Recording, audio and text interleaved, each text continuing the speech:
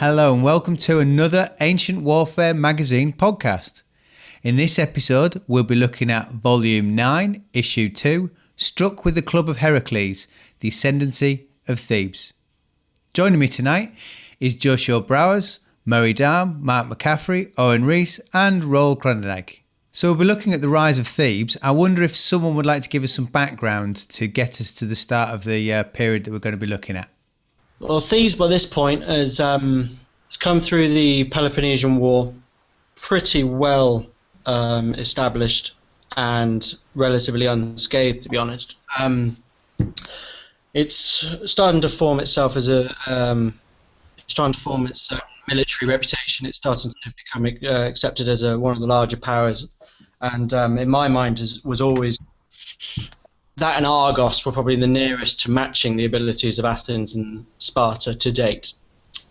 And then as the political machinations of really the turn of that century is when Thebes comes into the fore politically, and really starts to frustrate Sparta, and that's when the friction really starts to occur, especially under the reign of the Spartan king Agesilaos, who notoriously hated the Thebans, and anything Thebes did or did not do or achieved or did not achieve always annoyed him.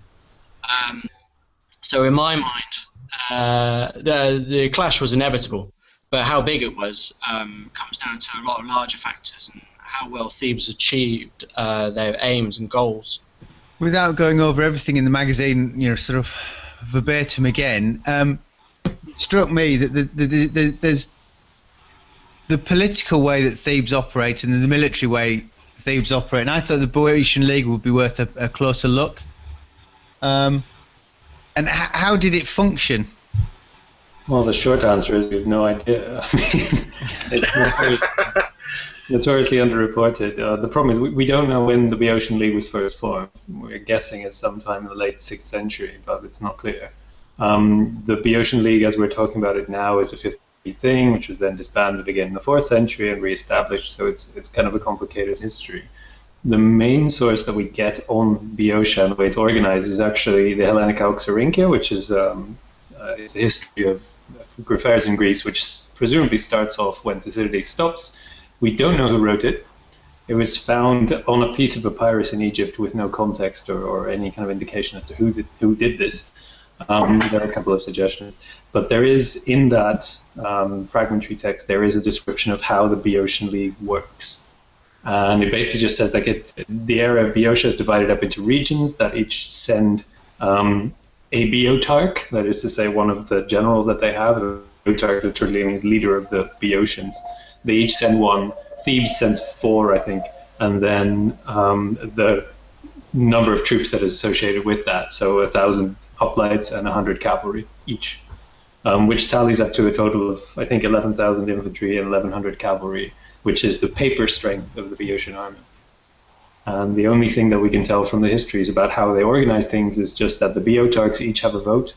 There's 11 of them, so that's convenient, and they just sort of vote in terms of whether they're present. They each have one vote, and that helps them make their decision.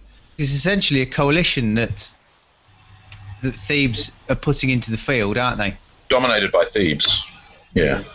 As Owen said, is the word that people like to use. It's a federated region, so they are technically autonomous, but they have a vote on leadership. But Thebes has a heavier vote than anyone else. The problem is obviously that we have the Athenian Confederacy, and therefore people say, oh, well, it's run the same way and with the same attitudes that Athens had, and that's just analogous, which doesn't really help. Well, the Delian League is different in that regard. I mean, that's more of an alliance, not really a federation. Whether you're talking about the start of the Delian League or by the time it gets to the Athenian Empire, is a totally beast by then as well. So I think the comparison that's usually made is between Boeotia and Thessaly as far as federations are concerned. And about Thessaly we also know very little, so it's not very helpful. And later Arcadia and Achaia as well, which similarly. Yeah. It's a category of organization of Greek powers of which we actually know very little, because none of the states of which we know a lot are like that, basically. We're very lucky to have that one source, the Hellenic Thuringia, which presumably because the author is from Boeotia somewhere, we don't know who it is. Presumably, thankfully we have that one source so that we know a little bit about how they're organized, but we don't actually know how this operates in practice. We don't know, we assume they have an assembly, we assume they have some kind of oligarchic rule, but it's not even really clear how they're governed. So it's, it's a bit of a mess. Yeah, it's the same for every supposed federation or alliance or whatever existed, also for the Ionian Dodekapolis, for example. A shared sanctuary, a shared place where they might come together to decide on some things, but we don't know the details at all. Why did Thebes feel confident enough to stand up to Sparta? I'm not sure it was Thebes. I think there was a party within Thebes that felt that they should throw off the Spartan yoke, and they then sort of came to the fore. Whereas, I don't know that it was everybody. I think there was, there were parties within Thebes who were pro Sparta, and and then there was obviously the group of which Epaminondas and Peloponnesian were part. Yeah, because the accounts that we have don't really focus on Thebes, it's hard to tell where their animosity comes from. But one of the things that really pissed them off is that the Spartans wouldn't let them destroy Athens at the end of the Peloponnesian War. There were a number of other things that they really that steadily built up an animosity towards Sparta among Boeotians and Thebans in particular. And, this gradually built to the point where in the Corinthian War they chose to ally themselves with Athens and Corinth and Argos and fight the Spartans. And then presumably also there was a lot of unhappiness about the fact that, Sparta was quite the domineering empire at this time. And then later on, because Sparta couldn't really decisively crush them, they decided on a mission north to Olynthos. They decided on the way to capture the Cadmea, the Acropolis of Thebes, and take over control of the region, which is the point at which Thebes really got, their knickers in its twist. The idea being that their autonomy was taken away. The Spartans aggressively seized control of the region, which obviously, nobody likes. Certainly Greeks really don't like this. But even then, Murray's absolutely right. There's only then a faction of Thebans who get organized and try to take back their Acropolis. And only when they succeed at doing that does the population rise up and help them out. And then Athens also stands by their sides. And then that's when the Boeotian War really breaks out in 378 or 379. But again, it is clear from this very short account, there's a lot of that story that we don't have. We're piecing it together from the hints that were given about other stories that are going on at the same time. But as it's the short of it is that, there is a growing tension between Boeotia and Sparta. This results in war during the Corinthian War. Sparta isn't satisfied with the result of that, so they seize control of Boeotia. Boeotia, of course, at that point is antagonized to the point of outright conflict, and that is what triggers the Boeotian War. Is it perhaps that there's a lot of credit is given to Thebes here, rising up against Sparta, but I don't know if necessarily Thebes is to, really should deserve all that credit. There's a lot to do with what Sparta's doing at that time, and about Sparta not being able to really handle its new position. Well, and its false promise after the, shall we say, fall of Athens, for want of a better term, their promise to basically free Greece. That was what they promised the Hellenic peoples. They would free Greece from the yoke of Athens, and then they just replaced it. And also they bring, time and time again, you bring the Persians in and their money and whatnot, and time again it's, Sparta is divided between its old isolationist self and this new, should we go out there and become the policeman of Greece? Should we, accept the money from the Persians and try to get involved in their politics at the same time? And all of this, you're constantly going back and forth as to what Sparta is actually trying to do in Greece, and not really coming out as a coherent policy as such. And I think Thebes takes advantage of that situation. Yeah, I think there's a lot of hindsight in the sense that because Thebes becomes the leader, Thebes was always the leader. Whereas it can emerge as the dominant state, but I don't think it doesn't. You've got other problems like Xenophon, who's not actually mentioning, deliberately tries not to mention Thebes as much as possible, only mentions Epaminondas in 366, So there's sort of this kind of like, yeah, he didn't actually exist. He's not important at all, which is really throws us. The later reputation of Epaminondas is very much an area he obsesses over. The thing is that, I mean, Xenophon is full of praise of Epaminondas when he does mention him. He mentions he's one of the best generals ever, runs a fabulous campaign, he's just really unlucky. That's pretty much what sums up Xenophon's account of Epaminondas in 369 and in 362 again.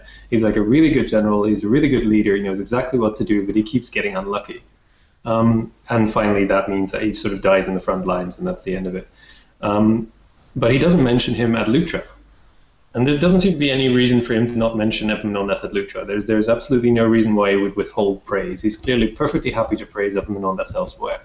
So the question is, why is he not mentioning him at Leuctra? Well, one of the things that gets mentioned is, Epaminondas was not the only Boeotarch there. There were 6 others. And they took a vote on the battle plan, and Epaminondas happened to be perhaps the architect of that plan, we don't know, but he later on got the credit for it. But at the time, he may just have been one among equals, one of the 7 who commanded the Boeotian army. And there is no real reason to suppose that he was the supreme commander at that time, because he wasn't prominent before Leuctra. He wasn't a very big name, such as people like Gorgidas or Pelopidas were already quite making a name for themselves. Epaminondas was kind of one of the 7 who seized back the Cadmea, but otherwise not a particularly prominent figure. And it may well have been that he was just one of the ones who were in that council who suggested a plan that was then agreed upon, and this gave him a reputation once it had succeeded.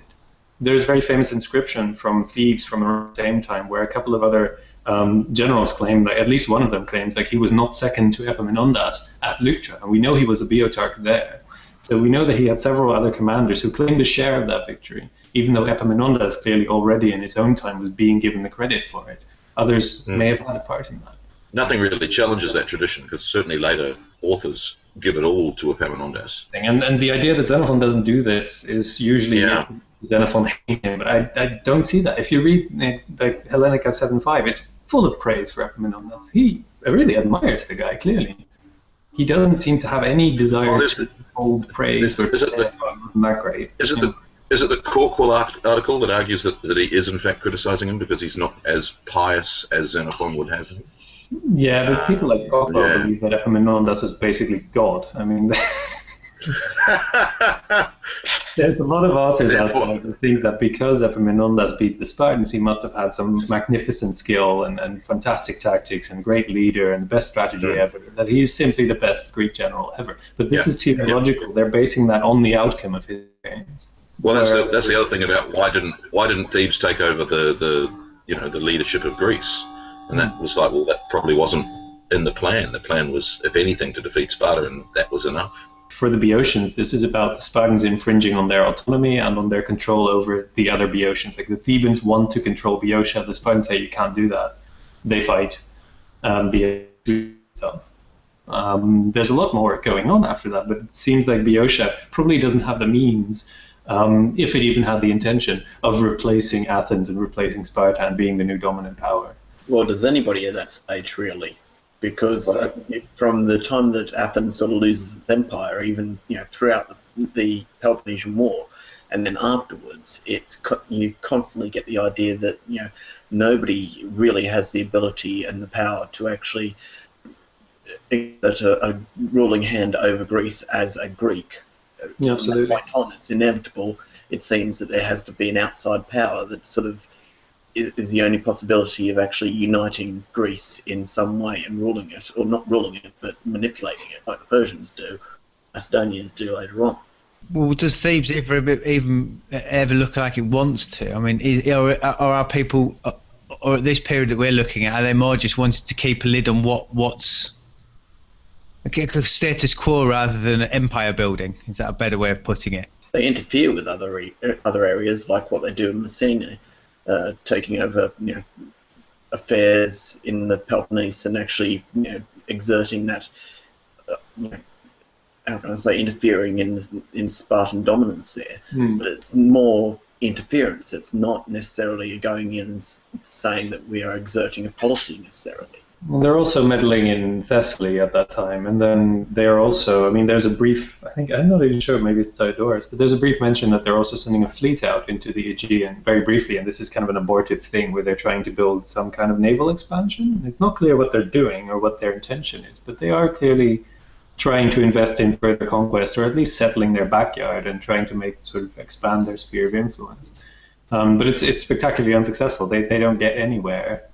So it's kind of a matter of, I mean, I would almost say by 364 it's overstretched. They can't handle the kind of, they've bitten off much more than they can chew, because they're not a region like Athens, which controls like a vast land area and a lot of trade and a huge alliance network. It's not like Sparta, which controls a huge alliance network, also having some of the richest lands of Greece under its own control. It's really kind of a small squabbling area of I mean, it's quite good farmland, but it's not like, it hasn't created any kind of magnificent center or anything like that. And so once they try to play the hegemony game, they kind of, fail rather quickly, because they don't have the resources to do that, to keep that up. Nobody can do that at this time until Philip of Macedon conquers the mines at Amphipolis and suddenly has an income of thousands of talents a year just out of the silver and gold mines there. It's just how it's done, more or less. We've touched upon Leuctra. Do you think we should have a more in-depth look, because it is held up there? Well, so I wrote about this in the issue, right? So basically you have the two armies sort of lining up against each other, and the Spartans outnumber the Thebans or the Boeotian army by quite a bit. And instead of just kind of going at it in a straight line, the Thebans decide to mass their best troops against the Spartans' best troops, mass them in a very deep formation, and just sort of go straight into the position of the Spartan king. And none of that is particularly new. I mean, these are all features of Greek tactics that have existed at this point for at least 50 and probably more than 100 years. Ideas like massing your best troops against the enemy's best troops, massing your troops at a great depth to achieve a greater psychological pressure, massing your troops on the left wing instead of the right wing. They really have no particular favorites in that sense. But what he's doing is following a very specific plan that is meant to deal with the Spartans. They're not just targeting the best troops, they're targeting the king. And the idea there is to try and take out the king and collapse the chain of command that makes the Spartan army function better than any other army of the Greek world. So what they're doing with that whole deployment, or massing everything on the left and charging straight in, is to try and make sure that they can get at the chain of command before the Spartan army can do anything, basically before it can react tactically, before it can start an outmaneuvering or start an outflanking move, start rolling up the flank, or operating in any way against the inferior Spartan or Theban force. So they're trying to knock out the chain of command and then basically deal with the Spartan army as being just another phalanx. They're just kind of soldiers, and they have to be driven from the field. And then at that point, the very deep Theban formation gives them a noted advantage, because the Spartans will never break it. So the Spartans will break first. They will eventually realize, like, this is a fight that we're going to win, so we're just going to have to give up and run. And this is exactly what happens. The Thebans charge in, they kill King Cleombrotus. The Spartans completely fail to respond to this. There is no reaction from them, no attempt to outflank the Theban column, no attempt to bring reserves to bear, no attempt to do anything about this. And eventually they run. Why not come up with this before? Why was it suddenly sort of pulled out of the hat, or at least that's how it's portrayed? Yeah, very much. It's how it's portrayed. I mean, the idea is very old. The idea of massing your best troops against the enemy in order to make sure that you will beat them is as old, at least, as the Battle of Salamis, where exactly this happened. The Athenians massed their fleets because they're the best sailors of Greece. They put them over against the Phoenicians in the Persian fleet.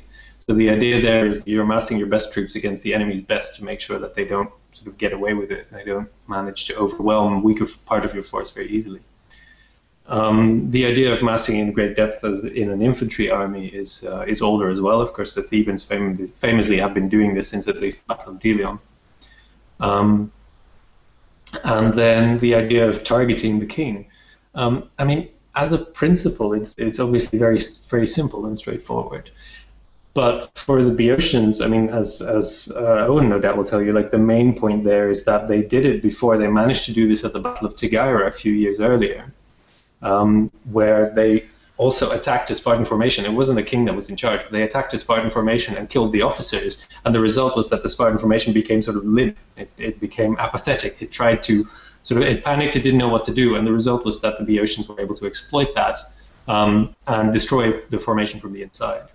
And so they had an idea of how they were supposed to tackle this, and that's precisely what they did. There was nothing particularly new about the battle. There was nothing no tactical innovation of any kind. It's just that they managed to do it on such a scale that it actually broke the Spartans' back. The only example older example I can think of targeting a commander is at Olpai, right, when the Spartan commander purposefully aims for Demosthenes and purposely aims for the Athenian general of a non-Athenian army to take him out. So we even see Spartans attempting this decades before. So 50 years earlier, the Spartans are already doing the exact same thing. As you say, they are targeting the general to try and take him out and then collapse the enemy army. For them, this is probably more a matter of spite. They just want to break the Athenians. They know the Athenians are not going to get very tactical in the middle of a battle. But for the Thebans, this is essential, because the Spartan army functions in battle by being able to retain tactical mobility once the battle is begun. They are able to maneuver, they are able to outflank, they are able to wield and march out in column. Other Greek armies can't do this. So in order to seize and take away that advantage, they have to hit the chain of command. They have to take out and cripple that system that allows the Spartans to perform better in battle. So they use that whole principle of attacking the general in order to cripple the Spartan army, which is, it works flawlessly. What about the refused flank at Leuctra? Yeah, it's not clear. Do you think that's more of a coincidence? That's just a coincidence of charging in depth as opposed to a deliberate policy of making the best troops not fight back? It's only Plutarch who tells us about the refused flank. Xenophon doesn't mention it. It may have happened because he mentions it later at Second Mantinea. And it definitely is an innovation there. I mean, we've never seen that before. But whether or not it's an innovation, the point is kind of that it doesn't matter. It literally doesn't influence the battle in any way. There is no way in which the refused flank is drawing off enemy forces, or poising itself for a flank attack, or distracting enemy reinforcement. It's not doing anything, so it doesn't actually matter that he does that. If he even did, it makes no difference. The only bit of the battle you haven't really mentioned, but you do mention in your article, is the cavalry foray at the beginning, which obviously impacts the line, but also just the idea that you have two cavalry lines out in front, and it almost screens an entire movement, an advance. Whether that's purposeful, whether that's just pure accident, it causes confusion. Is it normal for cavalry lines to be out front? I mean, it's not something you hear much of. It definitely happens. There are a couple of examples of this happening before. Obviously, many attacks involve the cavalry attacking first. They're the first to get there. But there are also pitched battles in which the cavalry is sent out first, and later tactical authors make this point very clear. They say you can send out your cavalry first, basically to draw first blood and provoke the battle, where the idea is that you go in and make the enemy respond to you by being the first to chuck some javelins in or fire some arrows, or even charge some exposed troops. If they're coming in hurrying up and not in formation yet, you can easily overwhelm them. So the idea of sending out cavalry in the front lines is not new to Leuctra, and it's not a particularly strange idea within Greek tactics. The only thing is that we haven't seen it in sort of a major pitched battle between two large Greek or large sort of Federation hoplite armies. But the question is to what extent that should count as an innovation. I mean, they're clearly applying something that they've seen being effective in many different cases, and they're one of them's applying it, the other is countering it. And that's essentially what's going on. So they're again sort of anticipating each other's moves and trying specifically to attack the enemy's plans, as Sun Tzu would say. They're trying to knock out the intentions of a particular enemy maneuver. So the cavalry attack going in first actually happened at Tegaira as well, which is why it's so conveniently a prelude to Leuctra. And there the Spartans had no answer. They just had to suck it up. And so at Leuctra, it seems that either the Spartan king deployed his cavalry first to screen the advance of his infantry, or he did that because he saw the Thebans do it. not very clear who started it, basically. But either way, it seems to be a response to something the Thebans tried earlier. Right. And there's not necessarily any reason to see it as either a screen or an attack. It could be either. The cavalry could simply be there to be flexible, to do whatever it can to seize some kind of advantage if they see it. It certainly just goes horribly wrong in the actual battle. They charge recklessly and they get wiped out by the Boeotian cavalry, which is much better. But the point is that there's nothing strange about any of that, I don't think. That it hasn't happened in a major pitched battle is a red herring that a lot of authors like to use. It hasn't happened in a pitched battle, therefore it hasn't properly happened yet. But of course it has. It has many times. The Greeks are familiar with this idea from countless battles in which they send out their cavalry first because they're afraid, or because they believe that the enemy is not going to stand its ground. They've also used it in battles where they thought they could get some kind of advantage from that first unsettling blow landing on the enemy force before it's ready. And so that's exactly what they're trying to do at Leuctra, just on a larger scale. We have quite a lot of sources looking at Leuctra as well, don't we? Yeah, for full accounts, it's the most reported battle in all of ancient, or all of classical Greek history.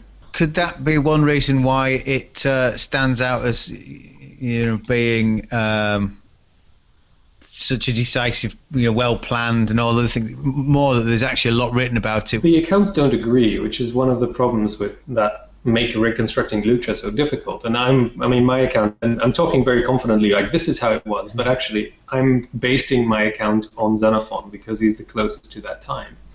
If I were to base my account instead on Diodorus or Plutarch, I would have to give a very different account of how the battle went, because they don't agree. And I believe that this is because the Leuctra obviously was politically enormously significant. Sparta was broken. Like, this is the biggest event of the classical period. And because of that significance in a political sense, ancient authors have had a tendency to make it significant in other ways, or to assume that something really spectacular must have happened. And so the later authors, the later you get, the more spectacular they are to the battle. But this is really significant, something to bear in mind. In Xenophon, it's pretty crude, it's pretty simple. As I said, it's a straight frontal assault on the Spartan king that manages to shatter their ability to respond tactically, and then they're driven from the field. It's very crude in Xenophon, and it doesn't need to be anything more than that. Xenophon's account makes sense. But later on in Plutarch, it becomes much more complex with a refused flank and a Spartan outflanking maneuver that is interrupted mid-motion by the charge of the sacred band. And then by the time of Diodorus, you have a perfect nice crescent formation that is being countered by a blow on one side, by a perfect formation in echelon. There's all sorts of complications that are added to this story later on, and it's quite probably because they're trying to make this battle suitably epic. It's like you're retelling the story and you're adding things to it and you're making it more glorious and more of a sort of shining example for a later general. It makes you think of the famous line of Polybius on the battle. Right. And it basically it's just a very simple, it's basically the easiest battle to account for, because it is just a frontline assault. There is nothing complex. The problem is that he doesn't bother to reconstruct it himself. Yeah. We would have liked to have the account because he was an experienced general and presumably he had some sources for this. But yeah, he claims that it was a simple battle, something that didn't take much effort to explain, which really should incline us to believe Xenophon rather than the later and more spectacular versions of Plutarch and Diodorus. So why would the result be so pivotal? There are several reasons. One of them is obviously the manpower loss, which is what's always cited. The Spartans lose at least 400 Spartiates, like full Spartan citizens, and at this time they may have only about 12 to 1500 left. So you literally have to imagine they lose a third of their citizen body in one battle, which, in modern terms it would be, is higher than the losses of the First and Second World War together. Is a massive drain of their remaining manpower. However, obviously Spartan power has for a very long time now rested on a very small number of citizens dominating a very large area. So it doesn't necessarily cripple them. They have been able to deal with these kind of blows in the past. The Battle of Lycaon is not really often realized, but it is almost that costly. More than 250 of them died. So it was a very, very heavy blow to them. And we don't know how many died at the Battle of Tigyra, but if there were 3 Morai there, according to Plutarch, then that battle must have been extremely costly as well. So there are various, heavy defeats and heavy losses to Spartiate citizens that they've been able to cope with. To me, I think it's actually more important that this is a battle at which the allies that Sparta reluctantly brings to this battlefield with them finally decide, like, we don't want to keep doing this. We don't want to fight Sparta's battles anymore. And if Sparta can't even win the battles with our help, we're just not going to bother. Like, this is the moment at which they finally decide to break away and just absolve this Peloponnesian League, this system of unequal alliances in which they are made to do Sparta's bidding. So they decide to just sort of not break away from that and leave Sparta to handle its own, to face its own fires. And the Boeotians at this point, having the moment that the victory brings them, immediately marches into the Peloponnese and starts to confirm this new situation. They start to, unite the allies that are in the Peloponnese in stronger cities and settlements and communities to make them able to resist Spartan pressure. And they liberate Messenia, take it away, which is literally half of the land and the resources of Sparta. They take it away, liberate it, make it independent. And this is a way in which Spartan power is sort of momentarily thrown off balance and then completely obliterated from the ground up. Is that not also taking away from their manpower as well? I mean, I think I read somewhere that, if I'm right, it's at that stage that for every one Spartan, you've got 7 helots along with their armed forces. So take out Messene, and you've basically taken away a huge portion of the armed forces, along with the fact that you've got less Spartans now because of the previous 100 years of warfare and what has been taken out of them bit by bit. Absolutely, and more than that, I mean, Messenia is liberated. Obviously, Messenia is half of the land of Sparta, and all these Spartians are citizens by virtue of the fact that they own large land which is worked for them by Helots. Which means that the liberation of Messenia actually turns half of the citizens of Sparta into non-citizens because they don't have any more land. They lose their land, they cannot be resettled because all the Laconia, the actual Spartan heartland, is owned by others. And you also get more women owning land at this stage as well. So therefore they're a bit more land as well. The way that I always understood it was that it was basically a cumulative effect of, if you also go back to the Peloponnesian Wars, with Sparta just keep losing, just their manpower just decreases with the Spartians decreasing. There's an article or a book somewhere where they actually tried to calculate the decrease in manpower from one decade to the other, and you just see it getting smaller and smaller, and it all piles up on each other, and then Leuctra and the Messenian issue or whatever is just sort of like the final straw that broke the camel's back as far as Sparta was concerned. It's basically a long road of downfall, let's say, that was started during the Peloponnesian Wars or something. Yeah, certainly. I mean, we get a couple of times that their numbers are mentioned. So at before the Persian invasions, there are said to be 8,000 Spartan citizens. Then at Plataea, there are 5,000. And then at Mantinea, there are probably about 2,500. At Leuctra, there are about 1,200. And then much later, in the time that sort of the end of the 3rd century, when Plutarch writes about the reforms at Sparta, he says there are only 100 citizens left. Now, the idea of that is, like I said, there's a tipping point at which the fewness of the few Spartans that there are becomes a problem for them in controlling and keeping their allies in check. So initially they can manage to overwhelm them because they are one of the richest poleis initially, and they have 8,000 citizens is a huge number for the late Archaic period. So they start out being one of the most powerful states simply by virtue of having a lot of citizens. But this balance gradually shifts as they take losses and they accumulate land in fewer and fewer hands, so they become more exclusivist, and the number shrinks further and further. At some point, and this is probably just before the Peloponnesian War, they start to, or even at Plataea, they're already starting to hide their numbers by having as many perioikoi join them as there are citizens. So they're trying to pretend that there are as many Spartans as there are non-Spartans. But Herodotus very keenly points out that these perioikoi or logades, they're picked troops. So that is to say, they are picked from the population. There are more perioikoi at this point than Spartans, and the Spartans are trying to hide it. Later on, during the Peloponnesian War, they're hiding it by mixing the units together, not having the Spartians fight separately, but having the units mashed together, so that no one can tell who is a Spartan and who is not. They're trying to hide the fact that there are fewer and fewer of them. And one of the effects of Leuctra is that this balance finally tips. Everybody realizes there are almost no Spartans left, no real ones. And if you can motivate the people who have been constantly under the yoke of Sparta by beating them in battle, showing that it is possible, then this is the moment at which, it all snowballs into an avalanche. And that's the point when Spartan power breaks. Do you think that's a sudden realization, or with all the diplomatic, negotiations that go on at various times and embassies going back and forth, is this not sort of a silent whisper going around, for this time, gradually building up until it's just being shouted from the rooftops? Absolutely. I mean, there's clear signs of dissatisfaction with Spartan rule. Of course, the entire Corinthian War is based on the fact that people were no longer willing to be in the Spartan Empire. And already after the Battle of Lycaon, Agesilaus' army marches home.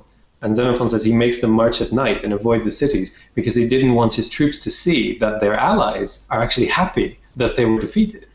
They're cheering and they're laughing at them because they're like, look at these Spartans, they're humbled by a bunch of light armed troops. So there's already a sense that there's a lot of friction. And at Leuctra, one of the reasons for the Boeotians to strike against the Spartans is because that's the only way they can win. But one of the reasons for the Spartans to accept that challenge is because they cannot rely on their allies. They don't believe that the Peloponnesian allies that they brought with them are going to fight for them. So both Xenophon and Pausanias later spell out that both sides, both the Thebans who are holding the Boeotians in check and the Spartans who are holding the Peloponnesians in check, they're both worried that their sides are just going to desert, that they're just going to join their enemies because they don't want to fight for them anymore. And this is precisely what happens after Leuctra, when it's finally made clear, like, you can beat the Spartans. That's the point at which they decide, well, let's not bother them, and we're doing our own thing from now on. And of course, Spartan power relies on the idea that the few can dominate the many. And if the many stop believing that, it stops being true. There's always the other problem with this period, though, is people see Leuctra as the end of all Spartan power, which isn't quite accurate. Sparta still had a standing force. Epaminondas was still very reluctant to invade Laconia. He was pretty much coerced into it. And then he refused to actually attack Sparta itself, which is one of those great moments of why didn't he take the unwalled city of a diminished army with no Spartans in it? The answer being either A, he didn't believe it, or B, there is more of a threat in Sparta than we give credit for. Well, it continues to be such a problem throughout the Hellenistic era as well. I mean, even after Alexander goes off, you've got Antipater trying to deal with that continuing threat from Sparta and the possibility that Sparta may rise again. And it seems to be a serious threat that continues on and on and on. Everybody knows that it's lingering. So if our opinions on Leuctra are true, and you would expect this to have been shattered, and like we're saying, they must have known. So why didn't they go and just take Sparta? If they believed, as we are saying they should have believed that Sparta was incapable of defending itself. There is a difference between destroying somebody's power and empire and destroying them utterly. And of course, the Greeks were very aware of this in the sense that they can break someone's power and be happy, be satisfied that the intents or the motives that drove the war are met. But destroying someone utterly is hard, because they will fight to stop that from happening. And even without its power, we have to bear in mind that Laconia is still one of the largest and most fertile areas in Greece. So without any of its allies, Sparta still has enormous potential. Aristotle writes that the land of Laconia alone could support, in theory, 30,000 hoplites and 1,500 cavalry. It's just by their own mismanagement and their weird little laws and customs that they don't actually have that many troops. But they have an enormous potential. And this is why, in the 3rd century, when the reforms happen under Agis and Cleomenes, they briefly, once again, become quite a large regional power because they redistribute their land and because they decide, we're going to try and take this up and produce or use the huge potential of our land. So they're weakened, but they're not destroyed, and that's a very crucial difference. So you're absolutely right. Throughout the 360s, the Spartans continue to be really quite effectively asserting themselves in the Peloponnese. But their empire is gone, and it's never going to come back. They will never again be the rulers of Greece. So do we think that could be the high watermark? Yeah, I think definitely 370 or 369 is the high point, when they basically sort out the Peloponnese according to their own wishes. It's not so much as obviously decline and fall. I've got my head in Evelyn War. Rise and fall. It's rise and stall, isn't it?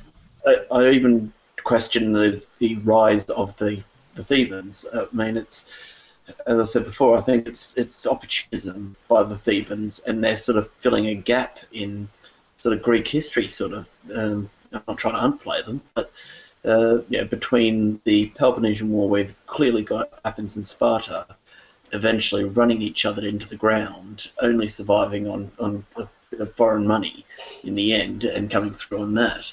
And then afterwards, they're really in no shape themselves to, even though they sort of do, have comebacks, each in their turn. Thebes sort of takes the ground from out, under their feet, because they are, both Athens and Sparta are both really, faltering themselves through much fault of their own. With the advantage of hindsight, you can always say that the Greek city-states have more or less played themselves out by the time that Macedon appears on the scene, of course, with Philip II. Well, with the Macedon as well, because they sort of, I guess, a lot of later historians have sort of said it's from the Thebans that the Macedonians take a lot of their, their tutoring as such in terms of their military reforms. I think Thebes gets a lot of credit for what later happens with Macedon as well.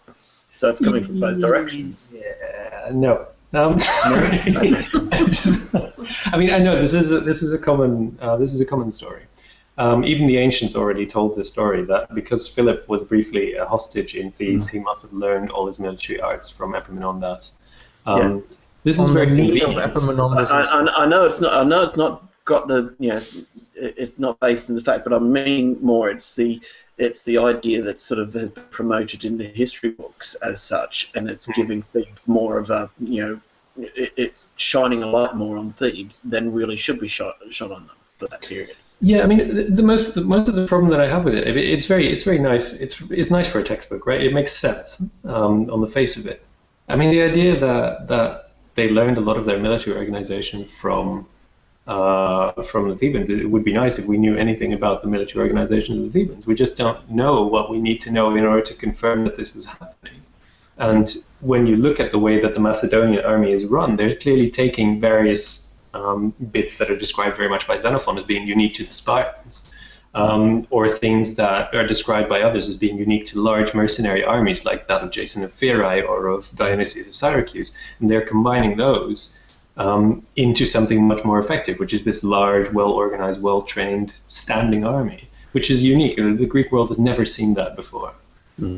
And I fail to see any part of that could be due to Boeotian influence. There is just nothing in there that the Boeotians did, invented, created, or showed any kind of shining example of. So while it's a common theory, and I realize that it's very appealing, I just don't. I fail to see how it should work. Like, what is it that they should have supposedly learned from the Thebans? I think it's just the myth of that story that shines onto the Thebans, and all of a sudden sort of makes us sort of say, oh, what are the Thebans during that period? It gives them credit for a rise that really they don't necessarily earn. I don't think it really tries to add anything to the Thebans, but more tries to detract from the Macedonians, really.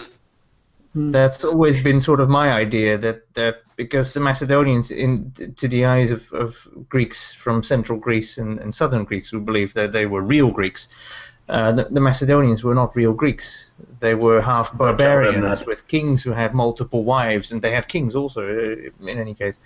And so they were trying to detract from them. So if you then say, oh, the Macedonians, well, they managed to conquer all of Greece. Yeah, and Alexander went to Persia. But it's all because of Philip II, learning all his tricks in Thebes. That's why they got to be this way. That's always been sort of my takeaway from that whole story. And was the destruction of Thebes to hide their tracks? Exactly. Well, using the destruction of Thebes obviously weighing heavy on their conscience, and then trying to say in a way we did sort of take a legacy out of that, and we allowed their traditions and their ways to make the world different. It may be a justification of what they did, actually, just saying we didn't just destroy them, we actually helped them, raise them to glory that they wouldn't otherwise have had, something along those lines. I mean, I certainly like the idea that it's a literary construct, because it makes no sense. I mean, there's no practical way in which this ever works. In fact, the only person who may have actually inspired the reforms of Philip is the guy who was his adopted father, I think, his stepfather at one point, Iphicrates of Athens. I was going to say, because Iphicrates spent time in the north, you could just as easily claim it was him, or you could just as easily claim all the other Greek military men who spent time up there. That's also basing it on the idea that it was Philip in the first place who actually brought it in, and not necessarily Alexander the Great later on. Where exactly the military reform actually comes in is also debated. So I think we're creating a bit of an image about Sparta here, that they were already falling apart, and I think we're underplaying what Thebes achieved a bit too far. The moment the Spartans took Thebes, which of course we didn't mention was not authorized officially, they authorized it afterwards, which didn't help the matter. But the Spartans were sending a force of 10,000 men to deal with a slight possible uprising in around Olynthus in the north.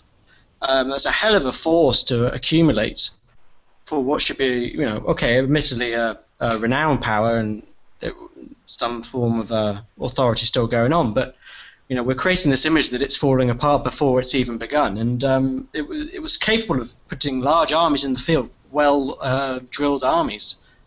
The point being, this is not an already weakened power, although we may still think of it like that. In Greece, this is still a major power that Thebes was able to subdue. Maybe they're not as weakened, but they're also spreading themselves very thin at that point in time, going into multiple sort of areas of conflict. To an extent, during that period, it's the only external movements I know of. I'm happy to be corrected on that. And they send an advance force of 2,000 to secure the area before the 8,000 that end up in Thebes to follow up afterwards. So, are they not also involved still in coast of Asia Minor at that stage, or is that already finished by then? They are battling the Athenian Confederacy, but not at the time of the Leuctra campaign. That's literally the only thing they're doing. Because the whole point of the Leuctra campaign was that the Boeotians were the only ones to refuse to sign the common peace, or rather the Thebans, because it would not allow them to retain their dominance over Boeotia. So they are saying, like, we want to sign for all the Boeotians, and the Spartans were like, well, off the peace you are, we're going to come and mess you up. So the idea is that wait, that's literally the idea. Like, Agesilaus just has them stricken from the peace. So the idea is that everybody else in Greece is at peace, except those pesky Boeotians. But I think one of the problems that Sparta has at this point is that it's making itself incredibly unpopular. Not so much because everybody's on the side of the Thebans, but because they keep putting themselves up as policemen of the peace, like trying to tell everyone what they can and cannot do. And so everybody in Greece basically resents them, which is obviously not a very good way to retain your power, even if it is, for the moment, still nominally quite strong. So, for the Leuctra campaign, yes, I mean, they've launched an army of probably about 10 or more than 10,000 men into Boeotia, which is, on paper, it looks very significant. But that may well be the last thing that they could muster. I mean, they have very little else to send. There's Archidamus with the other army, which is coming up behind them, but it's only like 2 more Morai and some allied troops, and that would be it. That would literally be the entire Spartan army. And there's a couple of earlier times when they were at the brink to such an extent. At First Mantinea, for instance, they managed to pull through. But at this point, like the fact that they lose that gamble is what I think really, as Josho said, breaks the camel's back. It's the idea of them taking a huge risk and losing, essentially. Where previously, when they took a huge risk, they often, won, basically. So it is an accumulation. I mean, Sparta is, of course, capable of quite a lot, especially compared to a lot of other smaller city-states. But it does have to succeed. If it fails, they lose a lot. They risk everything when they march out to something like Leuctra. I mean, the Boeotians are, obviously, we instinctively might want to root for them because they're the underdog. But what the Thebans are in it for is their ability to dominate Boeotia, which obviously the other Boeotians resent that just as much as the Spartan allies resent Sparta. So there is a way in which they're both kind of on the wrong side. And whoever wins, Greece loses, basically. That's quite nicely summed up with their help and then break apart with the Arcadian Federation, who they so often almost back to the hilt. And then in the end, there's just a huge diplomatic fallout over agreements, and the Arcadian Federation decide on a peace that wasn't verified by Thebes, and they were furious about it, and that really kicks off the Second Mantinea campaign. Yeah, so I mean, they immediately failed to resist the temptation to meddle in other people's affairs, which is essentially what marks the reason why all the hegemonies of Greece ultimately fail, is because, the other Greeks resent that, obviously. They don't like the infringements on their autonomy, especially when they think they can take them. And this, of course, for Boeotia becomes a huge problem when they get massively tied up in various local conflicts. Like, they start to mess with the tyrannies that are ruling Thessaly. They pick sides there. They lose Pelopidas in a fight at Kinoskephalae. Epaminondas has to be sent in to fix things. So the army is distracted. They try to send out a fleet. Nothing good comes of it. And after 362, we like to say, that's the end of the Theban ascendancy. But actually, the main problem for the Thebans is that several years later they become embroiled in the Sacred War, which is one of the most destructive and wasteful conflicts of all of Greek history. And that is really what turns them from this sort of one of the major players into really kind of a war-torn backwater in many ways, and one that is ripe for the taking for the Macedonians, who promptly sort of take their cue and march in. It's not necessarily that military related, but obviously during this period of ascendancy, they start to really dominate the council that runs Delphi. And that sort of political push into the social religious centre of Greece. So their influence is, of course, our emphasis is only military. Their own influence is spreading wider and wider elsewhere. Yeah, so they basically try and perhaps they are trying to play the hegemony card, like they're trying to be an empire, but they clearly don't have the resources, or they don't have the ability to pull that off. Possibly just because they have too many borders, too many enemies. Possibly because they piss off the wrong people. Like, messing with Delphi is obviously never a good idea. But there are simply other things that they do that mean that pretty soon they're embroiled in very, very costly, long-winded wars. They're caught in a conflict over Boeotia as well, where they're fighting the Athenians. And of course, they are the sacrificial lamb once Macedon starts meddling in Greek affairs. I mean, they are drawn in because the Boeotians are constantly sort of wavering on the brink of war with the Macedonians. And when it ultimately happens, it is fought in Boeotia, and Thebes is very much curtailed afterwards. And once it revolts again, it's completely destroyed. So they are very much, the great victim of all this. They end up being the greatest loser within a few decades of rising to prominence, really. Yeah. But it's important, like, how Xenophon ends the Hellenic War. He says, after the Second Battle of Mantinea, he's not saying like, any side was going to win absolute dominance here. Every side believed that they had a lot at stake and that they could gain a lot. Ultimately, because the battle ended in a tie, I mean, the way he puts it, he says there's more confusion now than there was before the battle about who's actually in charge here. But that also means that he doesn't recognize that point as saying, this is where Thebes falls from grace, or this is where Sparta regains its power, or anything like that. He's basically saying, like, this is the point where nothing changes. And so we're all in a situation still where there are several major players. They have several different, strengths and weaknesses, and there's still, everything to play for, basically, which of course is exactly what happens in the ensuing decades. So we've been asked from Facebook, when did the city-states start using specific icons to identify themselves? Theban clubs, Spartan, Lombarda, and how and why do they end up choosing and using them?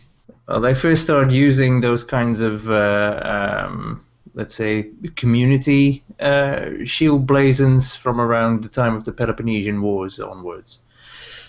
So second half of the 5th century BC, more or less. Before that, they tend to use individual blazons. So what you see in the movie 300, for example, all these Spartans with the lambdas on their shields, that's all very anachronistic because they didn't have those in Persian Wars. That's all Peloponnesian Wars and later, basically. So yeah, and why they use the individual blazons, there are loads of theories about that, but we don't really know.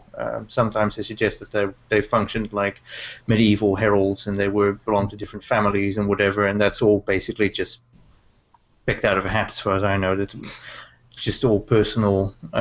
What you wanted to put on your shield, you put on your shield, as far as we can tell.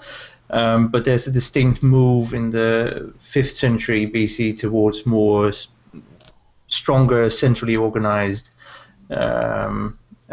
armies with the muster rolls and what you see in Athens also, and one of the ways in which they could express belonging to a particular polis was to put a particular emblem on the shield. Then if Roel or Owen are able to cite some sources for if there's any particular reason for why they picked one or the other.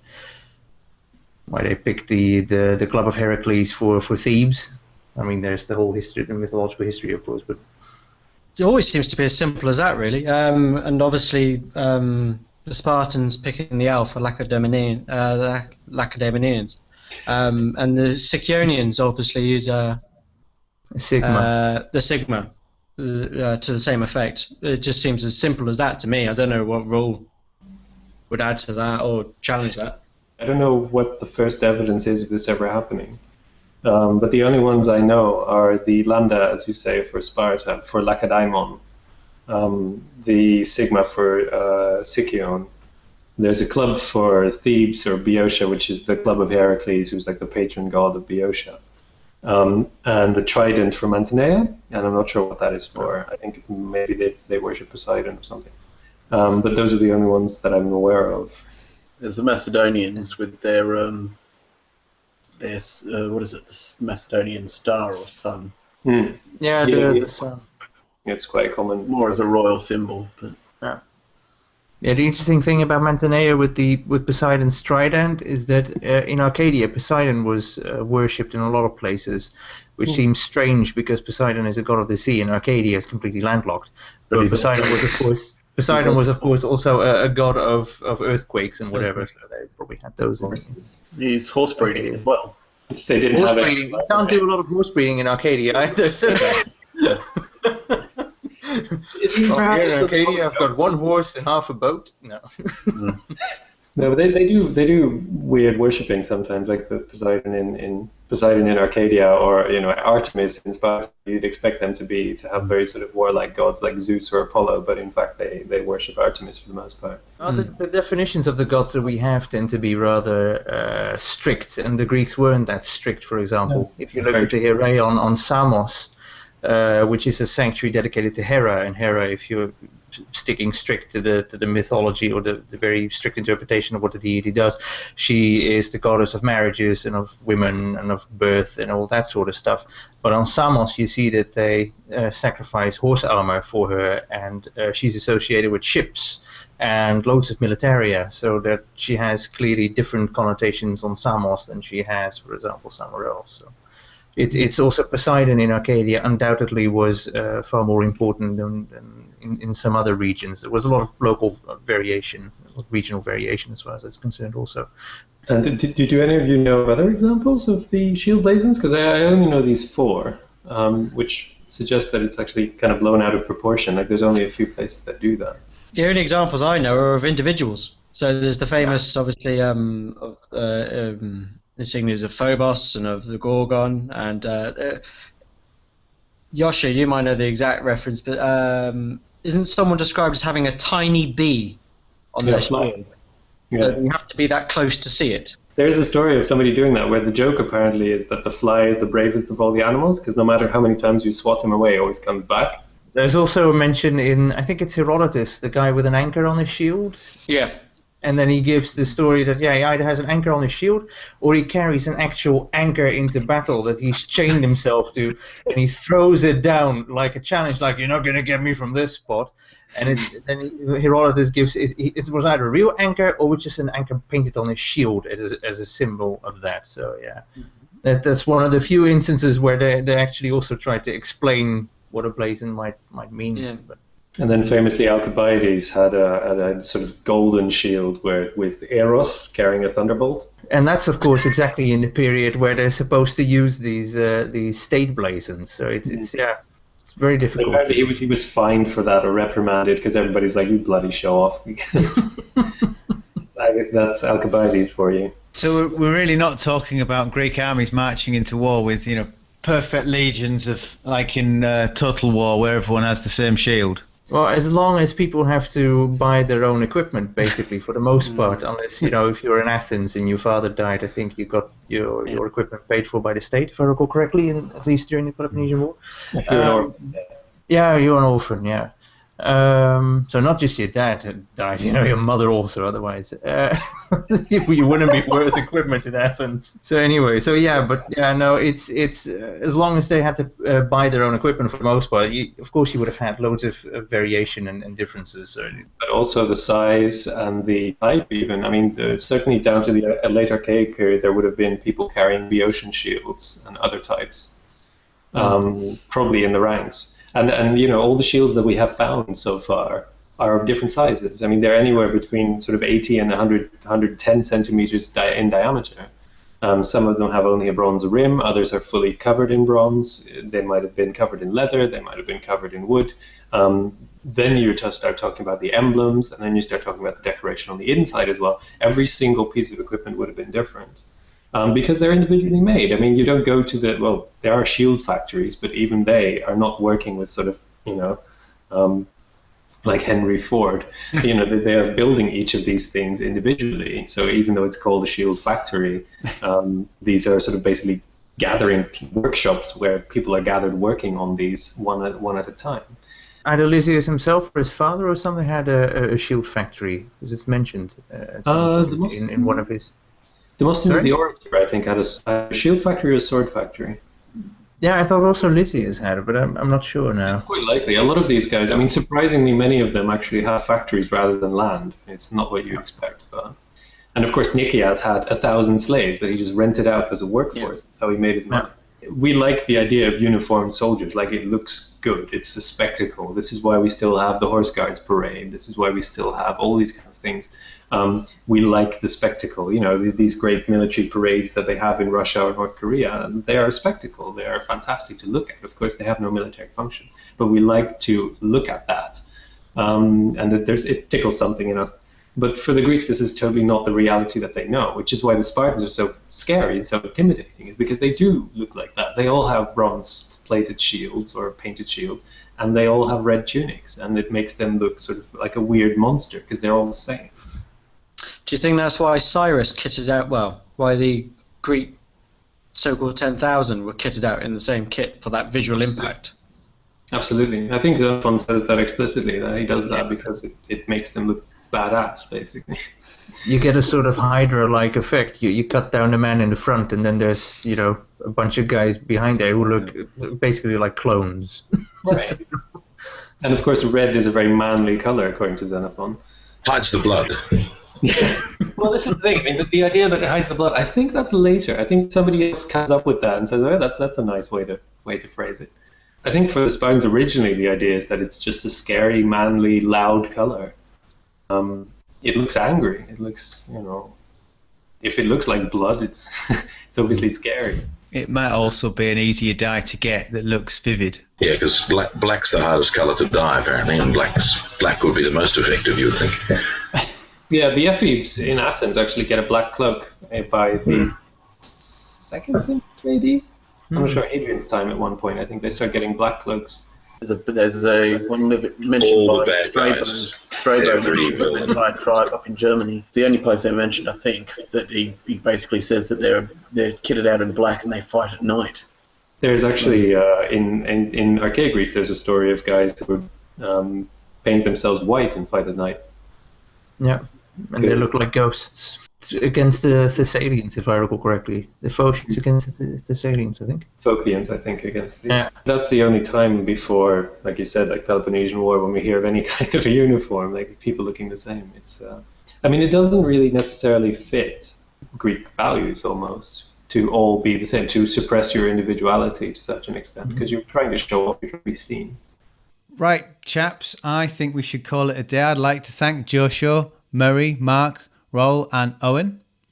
Next time we'll be looking at Hittites and their successors. Don't forget, if you'd like more information on the magazine, go to ancient-warfare.com. I'm Angus Wallace, and thanks for listening.